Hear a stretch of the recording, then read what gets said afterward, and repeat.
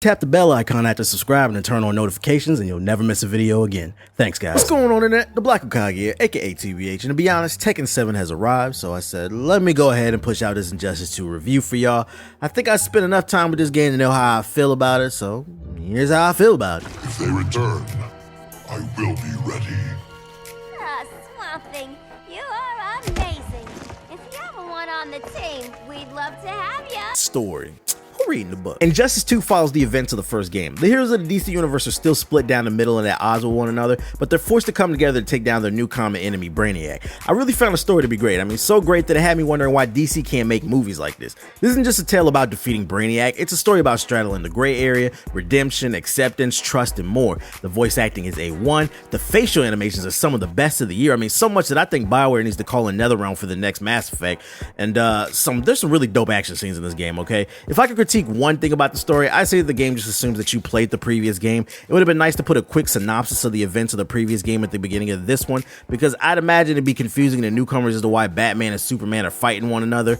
The campaign took me 6 hours to finish, and then after that, you're going to want to have to dive into that multiverse. Multiverse is a new mode that's a spin on the traditional Mortal Kombat towers. There are multiple planets you can tackle in various difficulties. Each planet contains multiple towers to conquer, which leads to a boss fight. Boss fights are tough because not only are they higher in difficulty, but they also have the best gear in the game. To make matters worse, the multiverse provides various challenges while you fight. Some fights will be normal, but some fights will have the screen rolling around, lasers constantly shooting everywhere, airstrikes coming down. It's honestly a great way to familiarize yourself with the new character while keeping the combat fresh. It's my favorite mode in the game because the multiverse is how you unlock the gear for customization. Customization is deep as hell in this game. It will keep you busy very long if you care to unlock everything. Each character can be maxed out at level 20, and each character has gear that varies in rarity. These gear pieces have their own stats that increase strength, ability, health, and defense. It's up to you how you want to build your hero. Some gear will be unlocked from just completing towers, but most of the rare stuff is going to come from the god boxes. You earn them from doing pretty much anything in the game, and they're just pack openings. There are different level of god boxes, with the diamond and platinum ones containing the rarest items.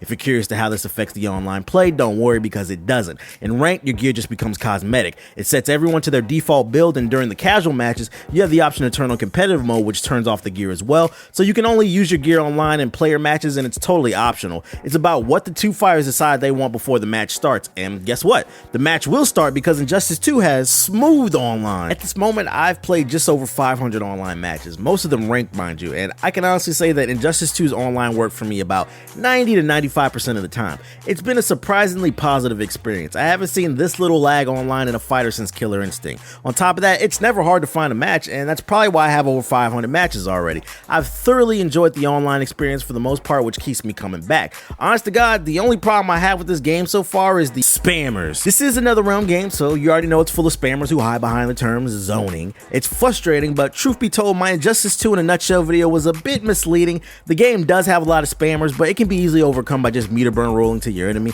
That's why regardless of the spammers, I still have a pretty decent win percentage in ranked. Most of the spammy characters can be timed because there's a slight cooldown on their projectiles. You just have to learn that timing. The only character I still struggle with is Deadshot. I think the game does have a Deadshot problem. If he gets to space, he can just keep shooting, and it's incredibly frustrating because he can hit you from so many different angles. That being said, I still beat a lot of Deadshots. It's 50-50. People are starting to figure things out. I mean, just gotta get good. Final thoughts. Here's a quick summary for those of you who weren't paying attention. On the positive side of things, the story in the game is great. The online play works amazing. Multiverse plus all the other game modes will keep you busy. There's deep customization, a large roster of characters, and it's one of the better looking games of the year. On the negative side of things, there are annoying spammers. Look, Injustice 2 is a quality product. I don't have much to complain about. Yeah, they're spammers, but they're more annoying than deflating. I be beating most their asses, so you just gotta be patient and learn the mechanics to counter. The story's great, there's plenty of game modes, a large roster, and smooth online. I mean, this is one of my favorite games of the year.